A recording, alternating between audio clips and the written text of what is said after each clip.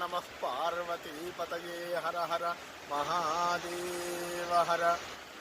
మన భారతదేశంకే తలమానికమైనటువంటి గొప్పనైనటువంటి రాష్ట్రము కాశ్మీర దేశం, జమ్మూ కాశ్మీర్ రాష్ట్రం. అందులో అత్యంత గొప్పనైనటువంటి ప్రకృతి రమణీయమైనటువంటి స్థానమునకు నెలవు ఈ పవిత్రమైనటువంటి రాష్ట్రం. ఇందులో ప్రవహించేటువంటి అత్యద్భుతమైనటువంటి తీర్థాలలో ప్రద్యుమ్య అనేటువంటి నది ఒక గొప్పనైనటువంటిది. చూస్తూ ఉన్నారు, అతి ఎత్తైన కొండల మధ్యలో నుంచి జారువారేటువంటి ప్రవాహము ఈ ప్రద్యుమ్య నది. ఇది చినాబ్ నదికి ఉపనది. ఎత్తైనటువంటి కొండల మధ్యలో, రెండు ఎత్తైనటువంటి కొండల మధ్యలో ఇరుక్కున ఉన్నటువంటి లోయలో నుంచి ప్రవహించేటువంటి నది ఈ మహానది.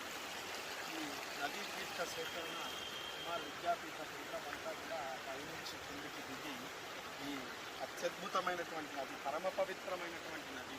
ఇందులో నీళ్లను మీరు చూడవచ్చు.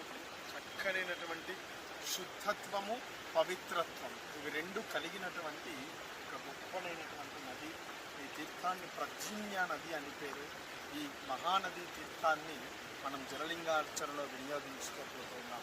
ఈ ప్రద్యుమ్న నది సేవనం, వాటి పవిత్రమైనటువంటి జల సేవనము ద్వారా మంచి ఆరోగ్యం కలుగుతుందని మనకు కేదార ఖండంలో చెప్పడం జరిగి ఉన్నది. అటువంటి గొప్పనైనటువంటి ప్రద్యుమ్న నది తీర్థము ద్వారా నిర్మితమయ్యేటువంటి జలలింగేశ్వరుని దర్శించి పరిపూర్ణమైనటువంటి ఆరోగ్యం పొందాలని ఈశ్వరుణ్ణి వేడుకుంటూ ప్రతి ఒక్కరిని కూడా జలలింగార్చన మహోత్సవానికి ఆహ్వానిస్తూ జై గురుదత్త, జై జై గురుదత్త.